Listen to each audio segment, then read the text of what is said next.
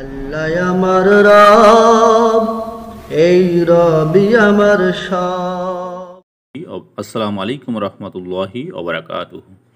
সুপ্রিয় প্রিয় বন্ধুরা, আমাদের মুসলিম ধর্মীয় সমাজে মসজিদে যাওয়ার জন্য আমাদের অজু করতে হয় এবং অজু করার পর আমাদের যে কাজটি হলো মসজিদে ঢোকার পূর্ব মুহূর্তে আমরা একটি দোয়া পাঠ করি।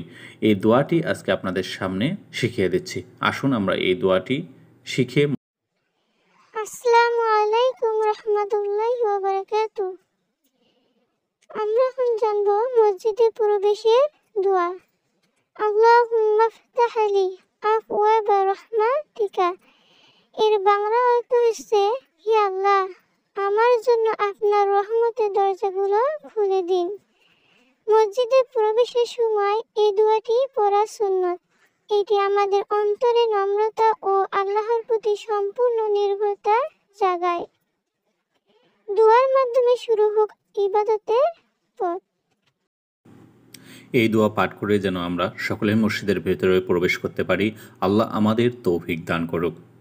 সুপ্রিয় প্রাণপ্রিয় বন্ধুরা, আসুন আমরা এই দোয়াটি সকলের মাঝে শেয়ার করে দেই, যেন তারা বুঝে আমাদের এই দোয়াটি পাঠ করতে হয়। আজকে এ পর্যন্তই বন্ধুরা, ভালো থাকুন, সুস্থ থাকুন। পরবর্তী এপিসোডে আপনাদের স্বাগত জানিয়ে আজকের এই এপিসোড শেষ করছি। আসসালামু আলাইকুম ওয়া রাহমাতুল্লাহি ওয়া বারাকাতুহু।